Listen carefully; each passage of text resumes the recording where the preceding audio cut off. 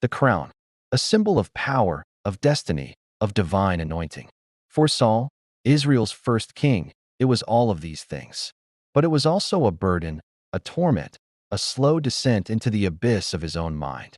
We often speak of kings and heroes, but what about the men broken by the weight of their own glory? What happens when the spirit that uplifts you eventually abandons you, leaving only whispers of paranoia and the specter of what once was? This is the story of King Saul, a king chosen by God, destined for greatness, yet ultimately consumed by the thorns of his own crown. This is not just a tale of ancient royalty. It's a profound look into the human heart, where the line between greatness and madness is perilously thin. Join us as we explore the tragic reign of a fallen king. Don't forget to subscribe for more stories like this. Our story begins not with a warrior or a prince, but with a humble farmer's son from the tribe of Benjamin, searching for his father's lost donkeys. Saul, tall, handsome, and seemingly the ideal candidate for a king. At this time, Israel was tired of tribal chaos and yearned for a monarch, just like all the other nations around them. But this wasn't exactly God's original plan. He saw his people rejecting his direct rule. Yet, he listened to their cries and sent the prophet Samuel to anoint a king for them.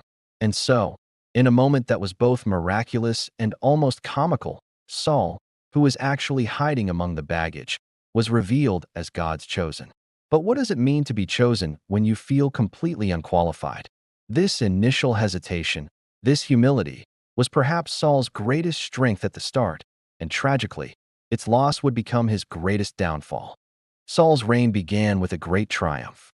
The Ammonite siege of Jabesh-Gilead was his first major test as king, and he passed with flying colors, rallying Israel with a power that seemed to come directly from God.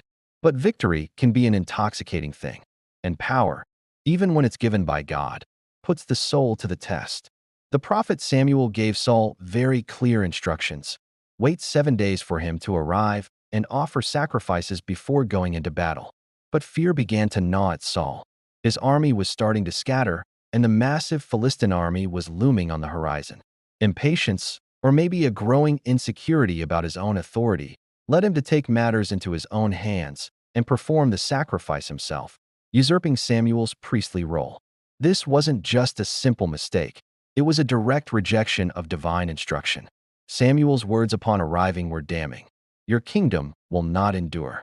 The seeds of Saul's downfall were sown not in outright evil, but in a single moment of human weakness, impatience, and fear. The second, and perhaps most devastating, blow to Saul's spirit came with the Amalekites. God, through the prophet Samuel, commanded their total destruction. This was a grim testament to the harsh realities of ancient warfare and divine judgment against a historically cruel enemy. But Saul didn't fully obey. He spared their king, Agag, and kept the best of the livestock, claiming he wanted to offer them as sacrifices to God. When Samuel confronted him, the rebuke was severe. To obey is better than sacrifice, he declared. This wasn't about the animals. It was about the heart of obedience.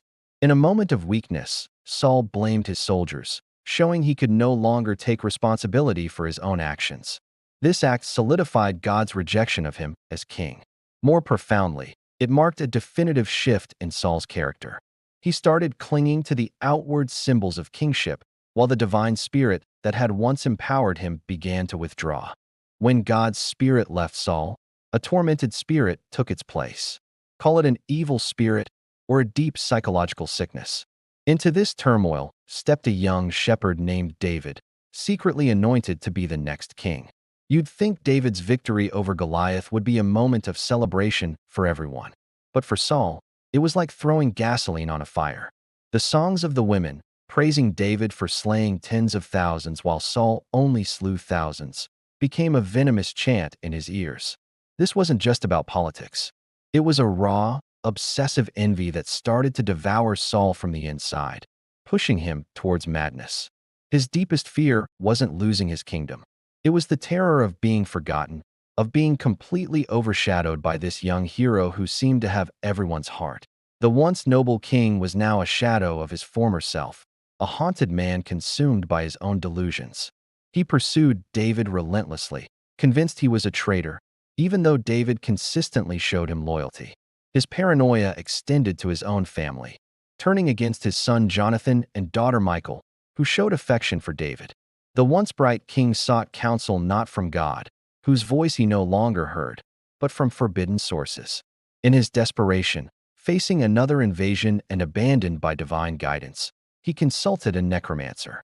This act of desperation, defying his own laws, was the ultimate sign of his brokenness.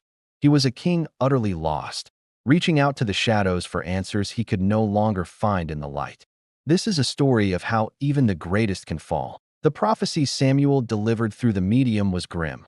Tomorrow you and your sons will be with me. Abandoned by God, tormented by an evil spirit, and already defeated in his own mind, Saul faced his final battle against the Philistines on Mount Gilboa. It was a massacre. His sons, including the loyal Jonathan, fell around him, wounded and cornered.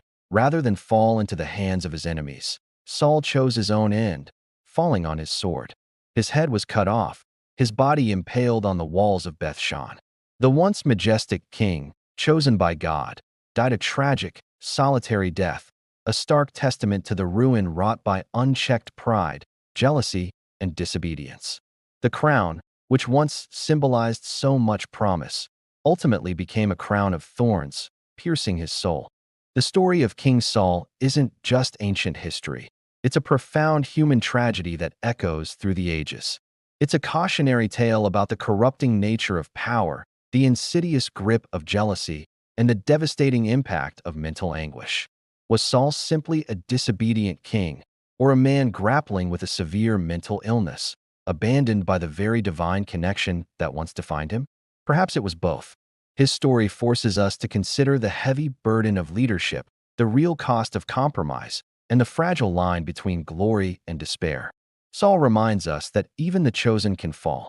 He shows us that true strength isn't just about wielding a sword, but about mastering oneself and remaining faithful to a higher calling. Even when the whispers inside your head begin to turn to screams,